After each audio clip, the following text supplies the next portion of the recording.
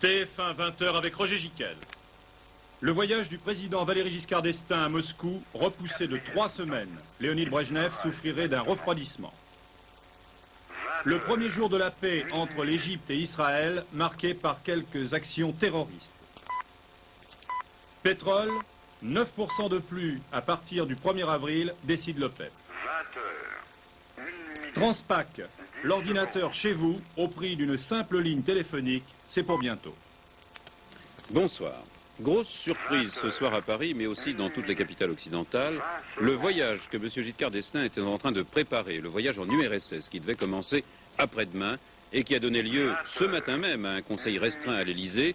Ce voyage a été, dans l'après-midi, reporté de 3 semaines. Moscou en a fait la demande à Paris et c'est d'un commun accord que la décision a été prise. Ni à Moscou ni à Paris, on ne fait de commentaires sur les raisons du report de ce voyage officiel. Manifestement, il n'y a aucune raison politique. Aujourd'hui encore, la presse soviétique publiait de nombreux commentaires très favorables sur les relations de l'URSS avec la France. Il s'agit donc très certainement de la santé de M. Brejnev. Selon des informations recueillies à Moscou, M. Brejnev souffrirait d'un refroidissement. Mais nous avons en ligne notre correspondant en URSS, Gabriel Meretti. Il y a des bombes qui explosent parfois à Moscou, mais celle-ci était vraiment inattendue. L'annulation, ou le report, plutôt selon les termes du communiqué soviéto-français sur la visite du président de la République en Union soviétique, cette annulation donc a véritablement fait l'effet d'une bombe. Personne ne s'y attendait, alors que ici à Moscou, tout le monde se préparait à cette visite, alors que depuis plusieurs jours déjà, la presse soviétique ne tarissait pas d'éloges sur la coopération entre les deux pays, alors que l'on attendait d'un instant à l'autre des journalistes français pour couvrir cette visite, alors que même à la télévision soviétique, il y avait une semaine française, brusquement on a appris que cette visite était reportée. Alors bien sûr, on peut s'interroger pourquoi.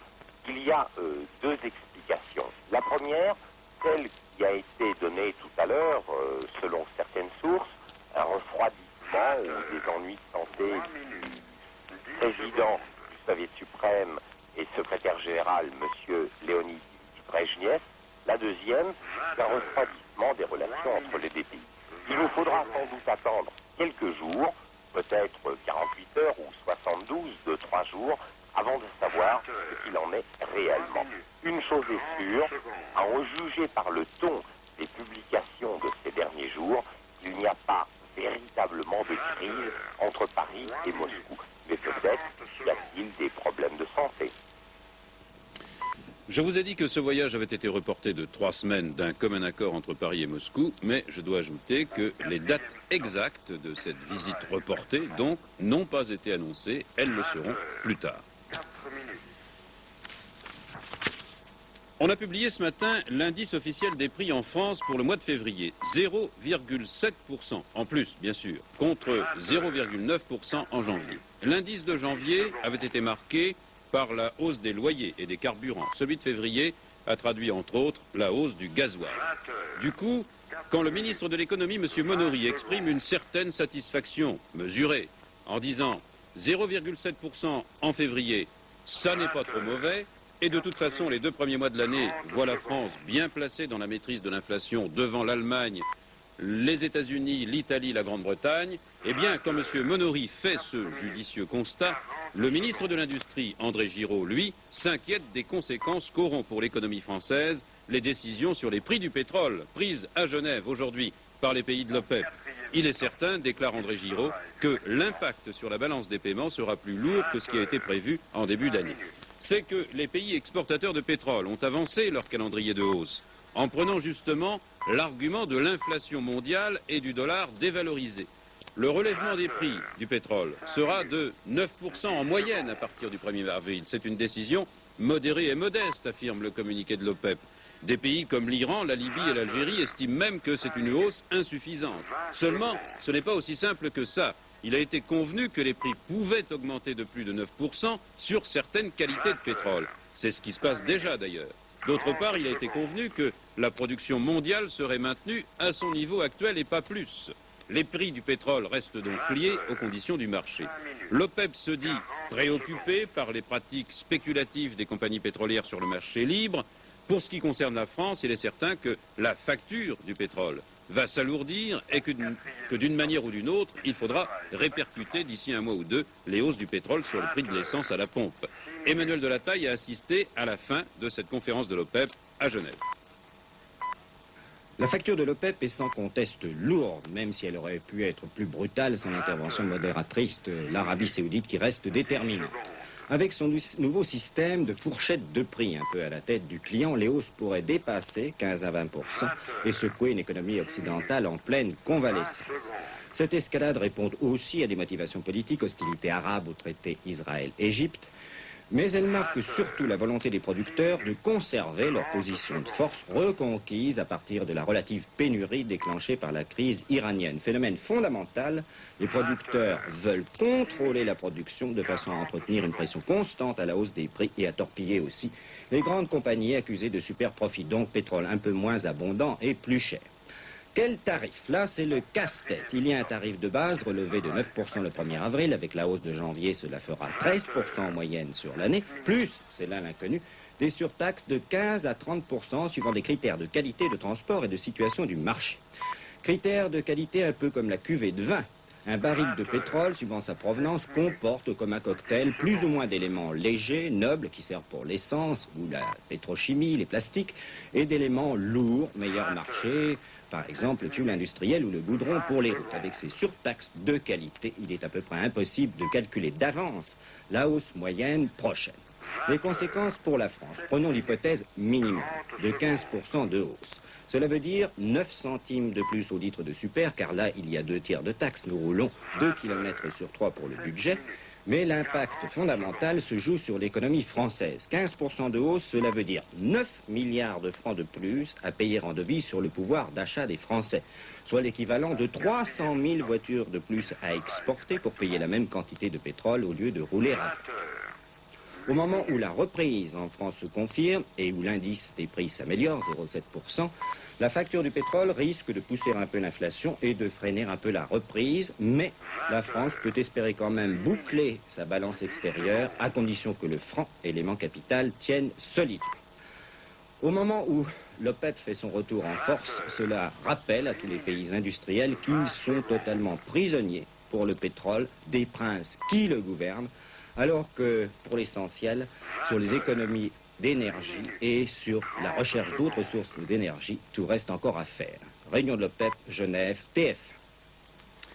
La paix est donc signée entre l'Égypte et Israël sous le patronage des États-Unis. Vous avez pu vivre hier soir en direct les principaux moments de cet événement historique. Les signataires du traité de paix disent avoir foi en l'avenir, mais ils n'affichent pas un grand enthousiasme. Ils espèrent que cette paix sera contagieuse dans tout le Proche-Orient, mais ils restent inquiets.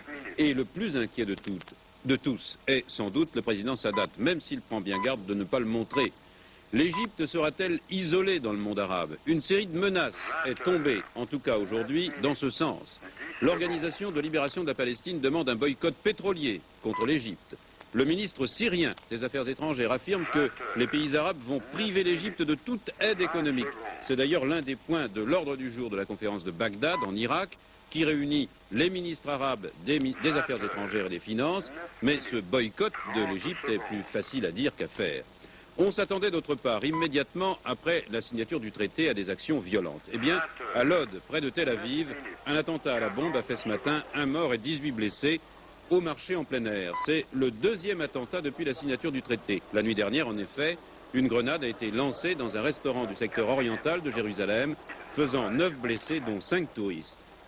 En dehors des réactions internationales, voire de l'opposition de certains pays contre ce traité de paix et des attentats dont nous venons d'avoir l'exemple, il faut bien voir que la signature d'hier n'est qu'un début dans l'instauration des relations normales entre l'Égypte et Israël. C'est cela que nous allons voir avec Jean-Loup Deminieux, les suites du traité de paix. En annexe du traité signé hier par M. Sadat, Begin et Carter, une lettre commune qui concerne des négociations qui doivent s'ouvrir dans 6 semaines sur l'autonomie des 1 100 000 Palestiniens qui vivent sous l'occupation israélienne. Cela à la fois dans la bande de Gaza et en Cisjordanie, et qui avant la guerre des 6 jours vivaient sous la responsabilité jordanienne. Ces nouvelles négociations doivent aboutir normalement dans les 12 mois. Pourtant, ces jours-ci encore, les autorités israéliennes affirmaient que les colonies juives qui s'étaient installées en Cisjordanie et qui continuent de s'installer ne seraient pas démantelées. Si les Égyptiens veulent croire au principe d'une Cisjordanie et de Gaza parfaitement autonomes dans un an, les Israéliens, et Begin l'a confirmé plusieurs fois la semaine dernière, affirment qu'ils ne quitteront pas ces régions. Pour Begin, la Cisjordanie a été récupérée par les soldats israéliens en 1967, ce n'est pas pour la restituer maintenant. Begin dit oui à l'autonomie des personnes, c'est-à-dire des Palestiniens, mais il dit non à l'autonomie géographique, celle des territoires. Les Égyptiens ne peuvent l'ignorer, comme ils ne peuvent ignorer la contradiction absolue entre leur position sur la vieille ville de Jérusalem et celle des Israéliens. Pour Begin, Jérusalem est israélienne pour l'éternité. Pour Sadat et surtout pour le monde arabe tout entier, Jérusalem doit être rendue un jour aux musulmans, en l'occurrence aux Palestiniens. Israël, d'autre part, s'engage à démanteler ses colonies dans le Sinaï et surtout accepte de restituer à l'Égypte ses champs pétrolifères dans un délai de 7 mois en échange d'une garantie de l'Égypte qui s'engage à vendre aux Israéliens une quantité de pétrole équivalente à celle qu'Israël pompe actuellement. Israël extrait actuellement 30 à 40 000 barils de pétrole des champs pétrolifères d'Alma, soit le tiers de sa consommation annuelle. Cela dit, le président Carter a engagé les États-Unis à combler tout éventuel déficit pétrolier des Israéliens. Finalement, c'est sur le retrait des troupes israéliennes en 2 temps du Sinaï que les choses sont les plus claires. Dans les 2 mois, Israël rend aux Égyptiens la ville d'El Arish, capitale de la province, et ensuite, en partant de la mer Méditerranée, progressivement jusqu'au golfe de Suez, les Israéliens évacueront en 9 mois toute la région du Sinaï située à l'ouest d'une ligne intérimaire. Cela en 5 phases. Cette région du Sinaï est figurée sur la carte par la zone 1. Ensuite, Israël devra évacuer ses troupes situées entre la ligne de retrait intérimaire et la frontière traditionnelle séparant les 2 pays. L'Égypte ne pourra que progressivement installer ses troupes dans la première zone dégagée, et celles-ci ne devront pas être trop nombreuses, au maximum 1/3 des troupes actuellement présentes dans le Sinaï. Une zone tampon sera installée le long de la frontière israélienne. Les troupes des Nations Unies seront disposées afin d'éviter au maximum les frottements. Hier soir à la Maison-Blanche, Jimmy Carter triomphait. Il se voyait payer de sa peine.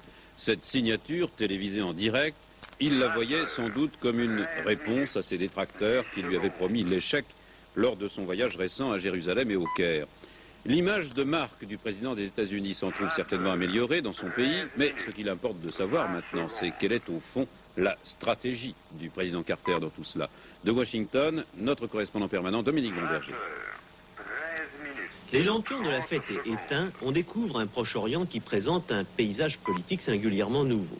Jimmy Carter, artisan de la paix, donne à son pays un rôle et des obligations dans cette partie du monde qui se rapproche de ceux qu'il a en Europe et au Japon. Il garantit l'approvisionnement pétrolier d'Israël pour les 15 ans à venir, fournit encore plus d'armes à l'État hébreu, envisage une présence navale dans les ports du pays. Et si dans les textes, il ne va pas aussi loin avec l'Égypte, il est condamné à soutenir coûte que coûte le régime du président Sadat, sans qui l'espoir de paix ne serait plus qu'un vain mot. Mais la médaille a un revers. Dans l'immédiat, au moins, le rapprochement patiemment élaboré entre les États-Unis et la Syrie, par exemple, est compromis. Les relations traditionnellement bonnes entre l'Amérique et les pays modérés, tels que la Jordanie et l'Arabie saoudite, se détériorent, tandis que le monde arabe regarde un peu plus vers Moscou. L'espoir de Carter est maintenant d'arracher suffisamment de concessions à Israël pour que les pays arabes, privés de l'appui égyptien et donc incapables de faire une nouvelle guerre, admettent à leur tour de prendre le chemin de la paix. Dominique Bomberger, TF1, Washington. L'attentat commis ce matin à Paris contre un foyer d'étudiants juifs rue de Médicis, attentat qui a fait 26 blessés, dont 3 graves, et même plus de 26 blessés, ne peut être lié qu'indirectement à la signature du traité de paix israélo-égyptien. En tout cas, l'Organisation de libération de la Palestine, ou plutôt son représentant à Paris, a condamné énergiquement cet attentat contre le foyer juif. Il le met au compte d'une provocation. D'autre part, cet attentat a été revendiqué par un collectif autonome d'intervention, et ceci par un appel anonyme à l'agence France Presse. Christian Bartissot. La machine infernale a explosé en plein déjeuner, ce qui explique le nombre élevé de blessés. Pour la police, il s'agirait d'une charge de plastique ou d'une grenade dotée d'un dispositif à retardement. L'engin aurait été placé cette nuit au-dessus de la porte de l'établissement. La déflagration a été si forte qu'elle a littéralement pulvérisé la terrasse vitrée installée sur le trottoir de la rue Médicis. Ce foyer-restaurant reçoit chaque jour quelques 100 à 150 jeunes Français et étrangers de confession israélite. Et pour la police, il ne fait donc aucun doute, il s'agit là d'un attentat criminel. Cet attentat a été revendiqué par un collectif autonome d'intervention se disant contre la présence sioniste en France et contre le traité de paix signé hier. En début d'après-midi, une cinquantaine de jeunes gens portant la calotte traditionnelle sont venus manifester leur indignation devant le foyer dévasté. Ce soir, sur les 26 blessés, 13 sont hospitalisés, soit à Cochin, soit à La Pitié. Le cas le plus grave est un jeune homme de 17 ans qui a l'artère jugulaire sectionnée. Les autres ont pu regagner leur domicile. Il y a énormément de réactions indignées à la suite de cet attentat. Je vous cite celles qui nous sont parvenues. Jacques Chirac, je tiens à faire part de mon émotion devant cet attentat, geste aveugle et lâche qui frappe de jeunes innocents. Et il ajoute, nous supplions les uns et les autres de comprendre que rien ne sera résolu par la violence. Le Parti républicain, il est clair que le langage terroriste ne fera qu'aggraver une situation déjà difficile. Et puis Jean-Pierre Bloch, député UDF de Paris, demande au Premier ministre, dans une question écrite, quelles mesures les pouvoirs publics comptent prendre pour protéger notre population des bombes d'extrémistes dangereux. Et naturellement, Jean-Pierre Bloch rappelle que des innocents viennent d'être mutilés au foyer des étudiants israélites de France et qu'en choisissant Paris pour ensanglanter la colombe de la paix, les terroristes ont répondu au slogan criminel lancé par des irresponsables. On l'appelle le canal de l'Europe. Il relie le Rhin au Main. Il vient d'être inauguré et n'est pas encore en service. Il n'est pas encore ouvert au trafic fluvial. Et pourtant, son remblai s'est rompu brusquement hier, près de Nuremberg. Des millions de mètres cubes d'eau ont emporté des maisons et des voitures dans un village. Il y a des victimes et des disparus. Les autorités de Bavière ont mobilisé tous les services de secours disponibles. Christiane Delacroix. Ce sont bien des millions de mètres cubes d'eau qui se sont déversés sur la petite ville de Katzwang après la rupture d'un remblai du canal de l'Europe. 3 heures durant, les flots ont envahi le village à travers une brèche de 10 à 20 mètres de long, emportant tout sur leur passage. Les hélicoptères de l'armée, venus renforcer les services de protection civile et les pompiers, ont pu évacuer des dizaines de personnes réfugiées sur les toits de leurs habitations, mais on est toujours sans nouvelles d'une centaine de personnes. Reste maintenant aux experts à établir les circonstances de l'accident. Il semble qu'elle soit due à une erreur d'appréciation du service des eaux. Hier, lundi, des promeneurs avaient signalé un écoulement suspect par le remblai. Les services compétents avaient conclu à une rupture de canalisation d'eau potable qui longe le canal. Mais la fissure devait s'élargir de minute en minute pour en arriver, 4 heures plus tard, à une rupture totale. Une catastrophe qui aurait pu avoir des conséquences encore plus tragiques si le trafic avait été ouvert à la circulation fluviale. Tous les ans, c'est la même chose quand il s'agit de fixer les prix agricoles à Bruxelles. Les ministres européens n'arrivent à se mettre d'accord qu'après de très longues et difficiles négociations. Normalement, les prix doivent être fixés pour le 1er avril et les agriculteurs français attendent à ce moment-là, avec impatience, pour savoir de quoi sera fait leur revenu agricole à partir des produits qu'ils vendent. Et aujourd'hui, c'est une fois de plus l'impasse à Bruxelles, où on s'aperçoit que les fameux montants compensatoires ont la vie dure, car ils sont toujours là, alors qu'on annonçait leur suppression prochaine il y a un mois. La difficulté principale vient des Anglais. Ils n'adhèrent pas au nouveau système monétaire européen. Mais on a tout de même besoin de leur autorisation pour fixer les prix agricoles entre les 9 de la communauté. Mais justement, les Anglais ne veulent pas que les prix augmentent, à moins que leurs partenaires leur fassent d'autres concessions. Ce qu'on appelle le marathon agricole, et cela tous les ans, s'interrompra ce soir. Il ne reprendra que jeudi à Bruxelles. C'est que demain, les Anglais seront tout entiers accaparés par la motion de censure déposée contre le gouvernement de M. Callaghan à la Chambre des communes. Les calculs des experts politiques sont très tendus. Ils estiment pour l'instant que M. Callaghan pourrait se maintenir ou être renversé par seulement quelques voix d'écart. Déjà, on dit que, de toute façon, on va vers des élections anticipées en Grande-Bretagne. De toute façon, à Bruxelles, il faudra bien fixer les prix agricoles avant le 1er avril. Alors, quelles sont les chances d'aboutir jeudi, par exemple? Jean-François Robinet. Ce n'est pas avec un grand optimisme que M. Méhaignerie quitte Bruxelles ce soir et les agriculteurs de 5 pays au moins seront bien déçus. Tous ceux qui souhaitent un relèvement urgent des prix agricoles, dont les Français. Les autres sont prêts à un accord, sauf les Anglais qui bloquent toujours le mécanisme. Rappelons que l'Europe agricole a pour objectif de favoriser les échanges entre ses partenaires tout en se protégeant des importations extérieures. Sa politique repose donc sur 3 principes. Des prix communs, une préférence communautaire, une solidarité financière. Mais tout cela est rendu bien difficile par les mouvements monétaires. Des écarts trop importants entraînent l'abandon des prix communs. Conséquence, les prix sont plus bas dans les pays à monnaie faible et plus élevés dans les autres, comme l'Allemagne. C'est pour corriger ces écarts que les montants compensatoires ont été inventés. Ils devraient rétablir les prix communs, ce qu'ils ne font pas en raison notamment de la différence des coûts de revient d'un pays à l'autre. Les éleveurs français sont les plus touchés. Ils vendent mal la viande, surtout celle de porc, et le lait ne leur est pas payé au prix qu'ils souhaiteraient. Ces produits sont néanmoins plus chers chez nous que les mêmes produits de nos partenaires du Nord qui touchent des subventions à l'exportation. Pour bloquer la négociation, les Anglais parlent du coût de la politique agricole européenne et des excédents. Pourtant, ils sont bien avant nous pour les stocks. 7 000 tonnes de beurre contre 4 000 tonnes chez nous et 58 000 tonnes de poudre de lait. En revanche, il est vrai qu'ils participent plus que nous au budget européen et touchent moins de contrepartie. La France, pour sa part, est toujours gagnante avec l'Italie, mais l'Allemagne paie la plus grosse part des 78 milliards de francs. Toutefois, les vrais motifs sont politiques. Le gouvernement anglais est sur la corde raide et en année électorale, conservateurs comme travaillistes évitent d'irriter leurs consommateurs avec le marché commun agricole. Pour le citoyen anglais, c'est lui la cause de la hausse des prix. C'est donc un cercle vicieux et on ne voit vraiment pas comment un accord pourra intervenir à neuf.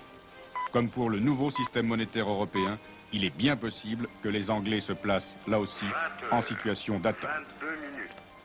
Le secrétaire d'État au PTT, ou PET, Norbert Segard, a inauguré ce matin le réseau Transpac de téléinformatique. Je sens que cela ne vous dit rien. Le ministre a dit que c'était la concrétisation spectaculaire de la politique de développement de la télématique menée par les pouvoirs publics. Ça ne vous en dit pas plus. Alors sachez qu'actuellement en France, les banques, les compagnies d'assurance, les compagnies aériennes, etc., utilisent déjà 50 000 terminaux reliés à des ordinateurs, et cela à l'aide de simples lignes téléphoniques susceptibles de connaître bien des perturbations. Le réseau Transpac, inauguré aujourd'hui, est un réseau à grand débit, sans bouchons, sans encombrement. Un réseau d'autoroute en quelque sorte. Il est réservé aux entreprises, il ne concerne pas encore les particuliers. Mais qui dit autoroute dit péage. Transpac coûtera forcément plus cher aux utilisateurs qu'une simple ligne téléphonique. Michel Chevalet vous en dit plus sur ce système Transpac à partir du centre informatique d'Issy-les-Moulineaux. Voilà, oui. Trois appareils de construction française qui se trouvent dans un bureau. Le premier, vous le voyez, vous le connaissez, c'est ce qu'on appelle une console d'ordinateur, c'est-à-dire qu'il permet d'interroger à distance un ordinateur, et vous l'avez déjà vu, eh bien, dans les compagnies aériennes, dans les banques. Cet appareil, c'est un télécopieur, il permet d'acheminer à distance des textes. Et puis celui-ci, eh bien, c'est un téléx, en quelque sorte, revu et corrigé à la sauce électronique. Eh bien, ces 3 appareils, qui utilisent pourtant le même mode de transmission, c'est-à-dire le téléphone, eh bien, 3 appareils qui jusqu'à présent ne parlaient pas le même langage, c'est-à-dire ne pouvaient pas se comprendre. Pourquoi? Eh bien, parce qu'il n'y avait pas pour eux un réseau de transmission spécialisé. Ce réseau existe aujourd'hui, c'est précisément Transpac. Transpac, c'est en quelque sorte, eh bien, des autoroutes de téléphone pour ordinateur. Un réseau sur lequel vont se brancher des abonnés. Une précision, les abonnés vont payer non pas à la durée et à la distance, comme pour les communications téléphoniques normales, mais, ce qui est le plus important, à ce que l'on mettra sur la ligne, c'est-à-dire au débit, à la quantité d'informations. Mais, par-delà l'inauguration de Transpac, vous voyez que se profile, eh bien, cette fameuse télématique, c'est-à-dire le mariage de l'ordinateur et du téléphone. Et dans quelques années, eh bien, vous allez avoir chez vous un petit terminal, c'est-à-dire un appareil semblable à celui-ci, mais beaucoup plus petit, sur lequel, eh bien, Roger Gicquel, vous pourrez connaître, eh bien, notamment les horaires d'avion, vous pourrez établir les programmes de vos vacances, vous pourrez avoir les cours de la bourse, vous pourrez avoir les cours des halles, et puis, regardez bien, vous pouvez aller avoir, eh bien, les programmes ce soir sur TF1. Très bien. Et en plus, j'aurai l'âge du capitaine et peut-être le temps qu'il fera demain. Avec vous, Jean-Claude Narcy, les autres nouvelles de ce journal. Bien, à la SFP, la CGT appelle à la grève pour vendredi prochain. Et je vous rappelle que Jean-Philippe Leca a adressé hier une lettre au PDG des différentes sociétés issues de l'ORTF pour qu'ils convoquent leur conseil d'administration afin de revoir les modalités du service minimum en cas de grève décidée par une minorité du personnel. 720 signatures pour une quarantaine de négociateurs. Tous les syndicats et le CNPF ont paraphé officiellement ce matin le nouvel accord sur l'indemnisation du chômage conclu le 16 mars dernier. Le conseil d'administration de l'UNEDIC se réunira le 29 mars pour fixer les taux des cotisations. Tous les partenaires sociaux, à l'exception de la CGC un peu réticente, se sont félicités de cet accord. Il réduit, vous le savez, légèrement les allocations les plus fortes et il augmente très sensiblement les allocations les plus basses. Eric Interman, secrétaire général du Parti socialiste démocrate, fera distribuer à l'entrée du Congrès socialiste de Metz le 8 avril prochain une motion pour une social-démocratie. La motion de M. Interman souligne qu'il n'y a pas d'accord idéologique possible entre le Parti socialiste et le Parti communiste. Il est tout simplement exclu. Les éleveurs de Basse-Normandie sur le pied de guerre. En effet, des mesures draconiennes ont été prises dans la région contre l'épidémie de fièvre afteuse qui affecte le cheptel du Calvados depuis la semaine dernière. Des centaines d'animaux ont déjà été abattus. La préfecture a mis en place un cordon sanitaire autour de plusieurs villages pour empêcher l'entrée et la sortie d'animaux ou de produits laitiers. Le préfet de région a interdit tous les marchés de bestiaux dans le Calvados et dans la Manche. Et puis la lutte contre l'épidémie concerne également d'autres régions de l'Ouest. C'est le 2, ou plutôt les 2, 3, 4 et 23 avril prochains que seront finalement jugés la plupart des casseurs de l'opéra responsables des incidents qui ont suivi le défilé hier. Le tribunal a condamné 4 d'entre eux, pris en flagrant délit de pillage, à de courtes peines de prison. La future République islamique iranienne sera gouvernée directement par un président élu par le peuple pour une durée de 5 ans et qui cumulera d'ailleurs les fonctions de Premier ministre. D'autre part, le général Garami, chef de l'état-major des forces armées, a démissionné aujourd'hui sans qu'on en connaisse les raisons. Enfin, selon un journal libanais, l'ancien Premier ministre Bakhtiar serait réfugié au Maroc. 1 million de francs de caution pour reprendre la mer, c'est ce qu'a dû payer le Larouco, un pétrolier portugais de 80 000 tonnes, surpris en infraction dans le rail d'Ouessant par un bâtiment de la Marine nationale qui relevait à son encontre le fait d'avoir circulé dans une zone interdite. Nadine Brigand, l'épouse du détenu mutin de Fleury-Mérogis, a tiré sur les policiers aujourd'hui, heureusement sans les atteindre, alors qu'il perquisitionnait à son domicile dans l'enquête sur la tentative d'évasion avec prise d'otage de dimanche dernier. L'ancien jockey Robert Lawira a été condamné à 3 ans de prison dans le procès Bril-Abattu. Il a été condamné également à 30 000 francs d'amende et 10 ans d'interdiction des droits civiques et a été placé sous mandat de dépôt car il se trouvait en liberté. Les 12 jockeys qui avaient été achetés pour retenir leurs chevaux ont été condamnés également à des peines de 6 mois à 15 mois de prison avec sursis. Voici la composition de l'équipe de France de football qui va rencontrer la Tchécoslovaquie le 4 avril pour la Coupe d'Europe des Nations. Vous remarquerez l'absence de 2 noms, Trésor et Lacombe. Ils sont forfaits car blessés tous les deux. 30 secondes. La ville de Tours et l'association des Gémenistes de France ont décerné samedi le 22e prix du Gémail. Ce prix a été attribué au peintre Pierre Juton. Le Gémail, vous le savez, est une technique qui consiste à juxtaposer et superposer des morceaux de verre colorés et le tout est éclairé par l'envers. Dans le cadre de la semaine nationale de lutte contre le cancer qui se déroule du 26 mars au 1er avril, le comité de Paris de la Ligue nationale française contre le cancer organise demain à la Maison de la Radio de 14h à 18h une vente dédicace de livres au bénéfice de la lutte contre le cancer. 25 auteurs vont donc venir dédicacer leurs ouvrages, parmi eux Henri Troyat, François Nourricier, Didier Decoing et bien d'autres. Le temps. Eh bien, le printemps continue à baisser modestement les yeux. Il lui arrive de nous faire des clins d'œil, mais aussi d'avoir des grosses larmes. Le tout compose une grimace de saison avec des températures comprises entre 7 et 13 degrés seulement. Seul le sud-est a été épargné par les giboulées. Et là, il a fait entre 15 et 17 degrés. Les vénards. Demain, les giboulées accompagnées de rafales de vent seront fréquentes et il fera généralement plus frais. Il pleuvra souvent en continu le matin des Pyrénées aux Alpes et l'après-midi sur l'ensemble des régions méditerranéennes et aussi sur la Bretagne. En moyenne montagne, il neigera le matin. Ce serait une voiture de saison, si le printemps était à l'heure. Volkswagen sort une version décapotable de la Golf pour succéder au cabriolet coccinelle. Très recherché encore d'ailleurs par les amateurs. Bien sûr, par les temps qui courent, c'est un véhicule un peu snob, cette décapotable, mais Volkswagen est l'un des derniers constructeurs de grande série à faire des décapotables en Europe. D'où l'intérêt que lui a porté Éric Gilbert. Le cabriolet est une tradition à laquelle Volkswagen ne veut pas renoncer, même si le marché de la voiture découverte n'a représenté par exemple que 0,10% des ventes en France en 1977. Ambition de la firme allemande, prouver qu'un modèle ouvert peut répondre aux exigences de sécurité et de confort les plus strictes. La Golf est presque une bourgeoise. Sa capote de 20 mm d'épaisseur comprend même une lunette arrière rigide et dégivrante. Et son maniement n'est vraiment plus un casse-tête. La carrosserie, équipée d'un arceau de sécurité et de différentes traverses de renfort, pèse 130 kg de plus que la berline. Ainsi, on élimine la plupart des trépidations des roadsters de l'époque héroïque, même s'il subsiste encore certaines vibrations. La voiture est proposée avec deux moteurs, GTI à injection 170 km/h, GLS classique 150 km/h. En 1979, VV espère en vendre 500 exemplaires en France, malgré des prix élevés, 46 000 et 49 000 francs suivant les versions. Et c'est sans doute pour cela que les voitures étaient présentées à Saint-Tropez, un endroit où l'on ne vient pas précisément pour faire des économies. Oui, vous avez remarqué que pour essayer cette décapotable, même sur la Côte d'Azur, Éric Gilbert avait gardé son manteau. Voilà, bonne soirée à tous au nom de toute l'équipe de TF1 Actualité. Dernier journal, Éric Gilbert, encore lui, vers 23h05, mais sans la décapotable Volkswagen.